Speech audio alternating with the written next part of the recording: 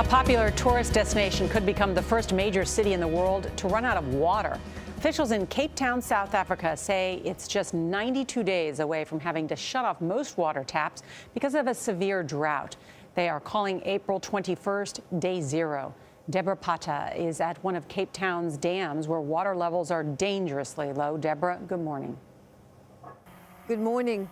Normally I would be completely underwater standing here, but if you look back, you can see the dam levels are critically low, sitting at less than 20%. And this is one of Cape Town's main sources of water, a source that could run completely dry within a matter of weeks. Surrounded by beautiful stretches of ocean, it's hard to believe Cape Town could become the first major city in the world to run out of water. Only use the daily allocated amount per person per day. Ominously named Day Zero, April 21st is when the taps will be turned off. 3 years of successive drought have devastated the city's water supplies.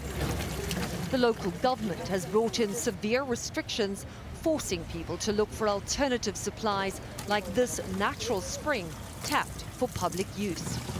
It has changed our lives dramatically, But I mean, it's also a lesson for us not to waste water. There have already been scuffles here. Security guards now monitor the site to prevent violence from breaking out. And imagine no water. How will it be? Chaos. It's going to be terrible. And we're not looking forward to that time. Cape Town's 4 million residents are now only allowed 23 gallons of water per person per day.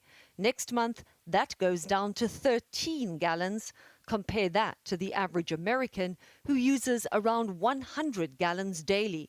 13 gallons doesn't allow for much: a 90-second shower, a quick toilet flush, basic dishwashing, weekly laundry, and a large bottle of drinking water. Outside the city centre, the effects of the water crisis are more obvious. Farmer Andries van der Paul has only been able to plant a quarter of his corn crop this year. If the taps are switched off, he is facing financial ruin. It's a desperate situation, yeah. It's a difficult situation for us. There's water for brushing your teeth. Climate scientist Peter Johnston says that even if there is a good rainfall this year, the crisis will not be over. Cape Town is getting hotter. That increased temperature is going to increase evaporation. Increased evaporation is going to mean that there's less water that's available for our use. And that is bad news for a city that is also a global tourist attraction, welcoming 2 million visitors a year.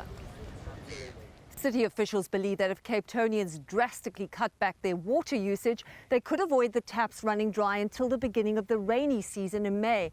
And then the hope is those rains pour down, filling this dam to its maximum capacity once again. Gail? Boy, Deborah, thank you. You put it in perspective. 13 gallons compared to most Americans, 100 gallons. Makes you think about how much water you use. Thank you, Deborah Pata in Cape Town.